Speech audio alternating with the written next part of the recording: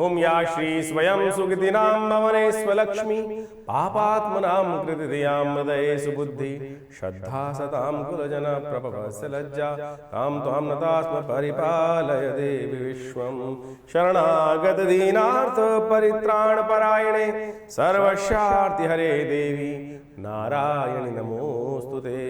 नमस्कार, स्वागत है आपका आचार्य वाणी में। मैं आचार्य डॉक्टर विक्रमादित्य आपके साथ हूँ और आज का विषय है कर्क राशि वालों के लिए 26 तारीख मंगलवार, एकादशी तिथि है, उत्पन्ना एकादशी का योग बना हुआ है और बुध इस दिन वक्री होने जा रहे हैं।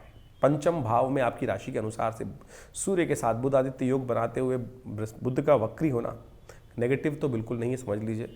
ये दिख पता रहा है कि आपकी बुद्धि थोड़ी सी शार्प हो जाएगी और चीज़ों को मैनेज करने के लिए आप थोड़ा घुमा के रास्ता पकड़ सकते हैं और वो मेटलिस्ट पॉइंट ऑफ व्यू से ठीक है और विजय देने का योग बनाता दिखाई दे रहा है, लाभ का योग बनाता दिखाई दे रहा है।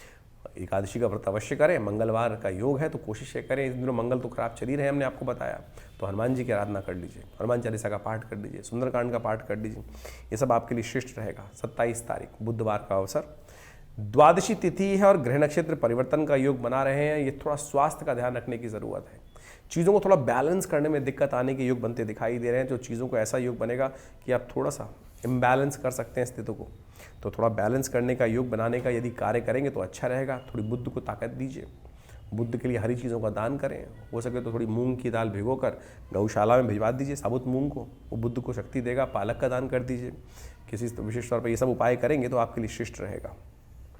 28 तारीख बृहस्पतिवार का अवसर, प्रदोष का योग है, बुद्ध प्रदोष का, बृहस्पति प्रदोष का योग बन गया है, गुरु प्रदोष जिसको कहा जाता है। और इस दिन एक विशेष ग्रह योग भी बन रहा है। इस दिन बृहस्पति महाराज वक्र स्थिति में चली रहे हैं और वक्र चलते चलते विशेष तौर पर एकादशवें भाव में बैठे हुए बृहस्पति आपकी राशि के दृष्टिकोण से रोहिणी नक्षत्र में प्रवेश कर रहे हैं। रोहिणी नक्षत्र के चतुर्थ भाव में वक्री उल्ट गति चलते हुए चंद्रमा का नक्षत्र है और बृहस्पति के साथ संबंध सुंदर है और ये आपके लिए लाभ, अच्छा जो रुका हुए कार्यों को गति देने का योग बना सकता है।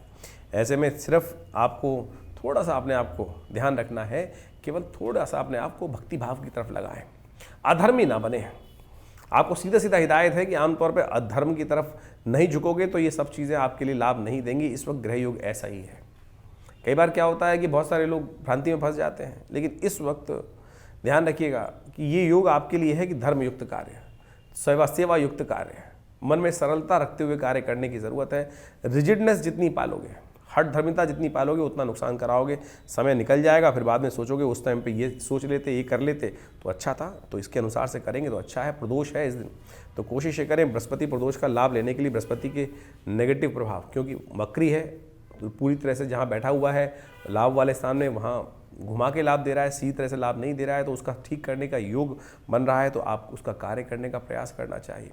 हो सके तो भगवान शिव के मंदिर में जाकर बिल्वपत्र उन्हें अर्पित करें और चंदन से थोड़ा सा ओम लिखकर, ओम नमः शिवाय लिखकर, चंदन लेपकर फिर भगवान को अर्पित करने का प्रयास करें। इससे बुध बृहस्पति की नेगेटिव शक्ति जो है वो पॉजिटिव में परिवर्तन करने का रास्ता बनेगा, समर्पण भाव जागेगा मन में।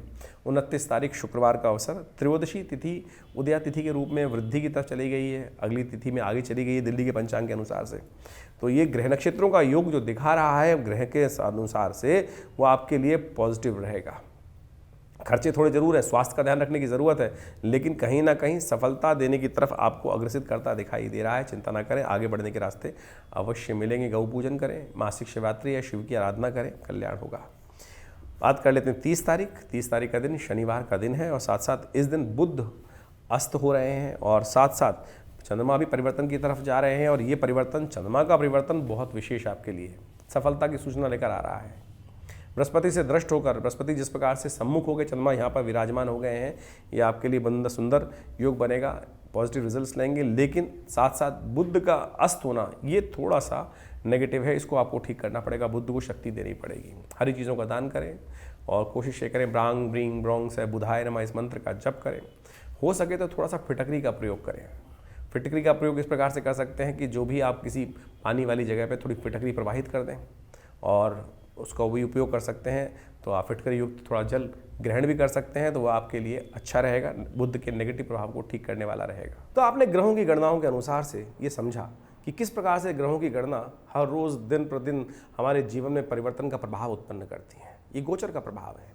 जी हाँ, एक गोचर के दृष्टिकोण से, राशि के दृष्टिकोण से, लग्न के दृष्टिकोण से, आपकी नाम की राशि के दृष्टिकोण से इस गोचर के प्रभाव को आप समझ सकते हैं।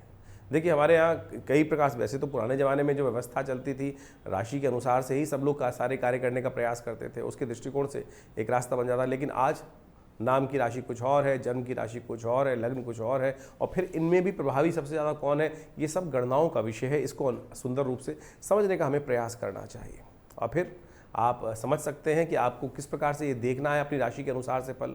तो हमने आपको बताया कई बार कि आप अपनी राशि, जहाँ चंद्रमा आपकी राशि कुंडली में विराजमान है, वो आपकी चंद्र राशि होती है। जो लग्न है वो विशेष तौर पर, जहाँ पर जिस लग्न में आपकी उत्पत्ति हर रोज़ करीब करीब पूरे 24 घंटे के अंदर पूरी 12 लग्नें नित्यपति 2-2.5 घंटे के हिसाब से परिवर्तन का योग बनाती रहती हैं। तो आप जिस काल में, जिस समय में, जिस लग्न में जन्म हुआ है, तो उसके अनुसार से आपकी डेट ऑफ बर्थ के अनुसार से वो लग्न भी राशि के अनुसार से ही एक प्रभाव माना जाता है। उसका भी प्रभाव पूरी जन्मपत्री के अनुसार से होता है। कई कई मतों में कई विभिन्न ज्योतिषियों ने, विभिन्न आचार्यों ने अलग अलग प्रकार के मत दिए हैं। ज्योतिष के दृष्टिकोण से ऐसा भी कहा जाता है कि जो गोचर का प्रभाव है वो चंद्र राशि के अनुसार से देखना चाहिए। लेकिन हमने ऐसा देखा कि कई बार जन्मपत्री में चंद्र राशि इतनी प्रभावी नहीं होती, लग्न राशि ही प्रभावी होती है, लग्न जो होती है, और उसके अनुसार से ही पूरा प्रेडिक्शन मैच करता है। तो ये सारा अध्ययन का विषय है। जब आप जन्मपत्री अच्छे से दिखाएं तो उनसे समझ लें कि हमें किस प्रकार से जन्मपत्री को देखना है, समझना है, कौन सी लग्न हमारी प्रभावी, चंद्र राशि प्रभावी है, लग्न प्रभावी है, सूर्य राशि प्रभावी है, और या नाम राशि प्रभावी है। तो इन सब के द्वारा भी हम अच्छे से, यदि आप अच्छे से समझ लें तो उसके बाद आपको पूरा प्रेडिक्शन समझ में आ सकता है कि गोचर का प्रभाव आपके ग्रह गणन के अनुसार से किस प्रकार से हो रहा है। तो ये समझे कि गोचर का प्रभाव तो आपने समझ में आया, लेकिन मूल जन्मपत्री सब कुछ डिपेंड करती है। देखिए गोचर का प्रभाव तो पूरी दुनिया पर एक जैसा ही हो रहा है, लेकिन अब आप समझें कि आपका जन्म जब हुआ, जिस समय में आप क्या पैरामीटर्स लेके उपस्थित हुए, ग्रहों की अवस्था किस प्रकार की थी, उसमें आपका प्रभाव क्या है। जैसे आप समझ सकते हैं अब सर्दियाँ वो आ रही हैं, सर्दियों का प्रभाव हर व्यक्ति पर अलग हुआ। जो थोड़े हेल्दी होंगे वो उसका लाभ ले लेंगे, जो थोड़े वीक होंगे उनको जुकाम, सर्दी, खांसी, नज़ला इत्यादि परेशान कर सकता है। जो और प्रकार से, यानी हर एक के ऊपर अलग अलग किस्म का प्रभाव होगा मौसम का। मौसम एक ही है, एक ही क्षेत्र में रहने वाले मौसम के लिए, मौसम जो है वो सबके लिए एक जैसा पड़ रहा है, लेकिन प्रभाव हर व्यक्ति पर अलग अलग प्रकार से हो रहा है। तो ये किस पर डिपेंड करता है कि आपकी मेटाबॉलिज्म एक्टिविटी पर, शरीर के ऊपर, कि देशकाल परिस्थिति आपकी किस प्रकार की है।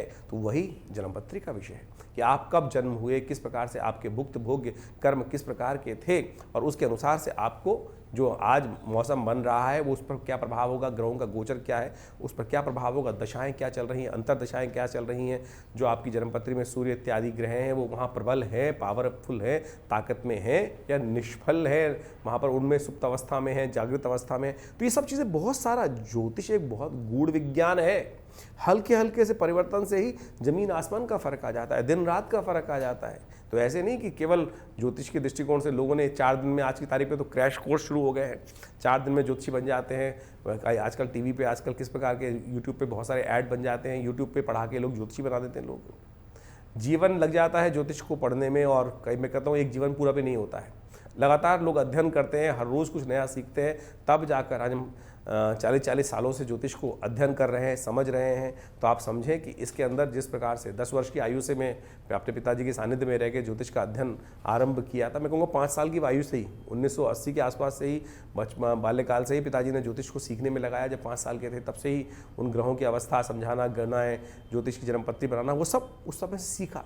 और इसका प्रभाव पड़ता है कि बहुत सारी चीज़ें सैद्धांतिक तौर पे समझ में आती हैं, और आप समझें कि ज्योतिष के अंदर बहुत गूढ़ रहस्य है, तब जाके जीवन में परिवर्तन का मार्ग आप समझ सकते हैं। और दूसरा कारण एक और है, ज्योतिष में 2 विषय है, एक तो गणित है और एक फलित है। एक कारण को जानने का तरीका है और एक निवारण का तरीका है।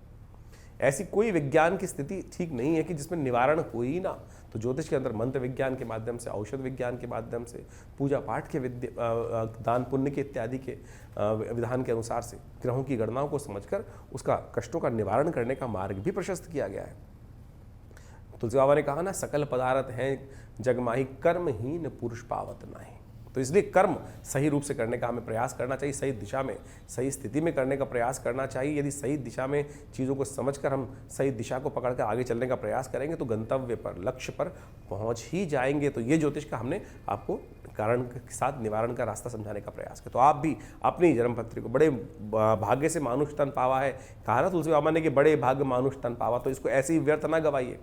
चीज़ों को समझते हुए, स्थिति को समझते हुए जीवन में उत्कृष्ट पद प्राप्त करने के लिए, सबसे आगे बढ़ने के लिए हम समय, देश, काल, परिस्थिति को समझें, वो ही ज्योतिष सिखाता है।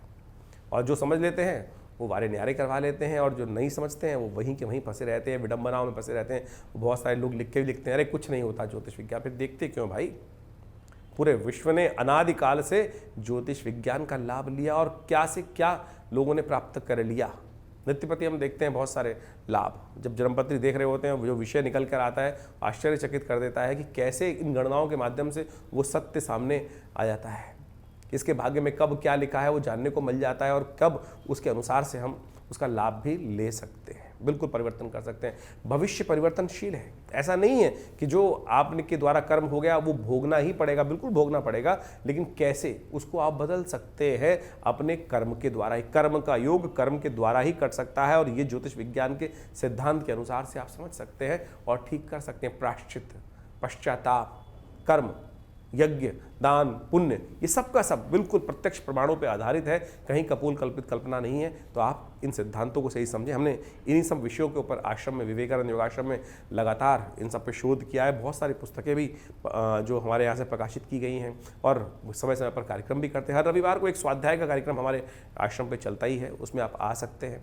और रविवार में उसमें यज्ञ में भाग भी ले सकते हैं। नवग्रह शांति महायज्ञ, गायत्री महायज्ञ हर रविवार को सुबह 8 बजे से लेकर 10 बजे तक रहता है। उसमें हमने स्वाध्याय की व्यवस्था बनाई है। जो विषय हम आपके समक्ष रख रहे हैं वही अध्यात्म के मार्ग से उन चीज़ों के समक्ष में आपसे विचार विमर्श, आपके प्रश्नों का निदान। बहुत सारे लोग प्रश्न लिख के भेजते हैं। अब इतने प्लेटफॉर्म पे तो व्यवस्था नहीं है। रविवार के दिन आश्रम पे आप सुबह आश्रम जो यज्ञ होता है उसके बाद आधे घंटे का समय रहता है। जो भी आपके मन में प्रश्न चल रहे हैं वो आप वहाँ पर आके करेंगे तो उसका हम निदान अवश्य आपके समक्ष देने का प्रयास करेंगे। और कोई शुल्क इत्यादि नहीं लिया जाता आश्रम में इन समस्त यज्ञों में भाग लेने के लिए। तो आप भी सुंदर तरीके से दिल्ली में विवेकानंद योगाश्रम जमुना पार में स्थित ये आश्रम है। फ़ोन नंबर्स आपके सामने चल रहे हैं, आप संपर्क साध सकते हैं। बहुत सारे विषयों में यज्ञ विज्ञान, मंत्र विज्ञान और बहुत सारे भारतीय संस्कृति में शोध पर हमने कार्य किया है। जो पूरे विश्व में मुद्राएं आप देखते हैं, ज्ञान मुद्रा, अपान मुद्रा, इन सब संबंध में भी हमने पूरे विश्व में बहुत सारी पुस्तकें प्रकाशित करके बहुत सारे ज्ञान को समय समय पर संसार के समक्ष रखने का प्रयास किया है। तो आप भी हमारे संस्थान से प्रकाशित पुस्तकों को मंगा सकते हैं, समझ सकते हैं और उनसे लाभ ले सकते हैं। ये संस्थान दिल्ली में जमुना पार में स्थित है। फ़ोन नंबर्स आपके सामने हैं। और रविवार वाले यज्ञ में तो अवश्य आप पधारें, आपके जीवन में कल्याण होगा। माँ भगवती की सुंदर प्रतिमा है जो 1947 में मुल्तान से यहाँ पधारी थी। हमने कई बार उसके संबंध में आपको बताया है, चमत्कार आपके समक्ष रखा है। तो आप भी रविवार को उस यज्ञ में भाग लेकर माँ भगवती के सानिध्य में यज्ञ इत्यादि कर माँ भगवती का दर्शन कर अपने जीवन को पुण्यों से युक्त बना सकते हैं, चमत्कार प्राप्त कर सकते हैं, भाग्य जगा सकते हैं।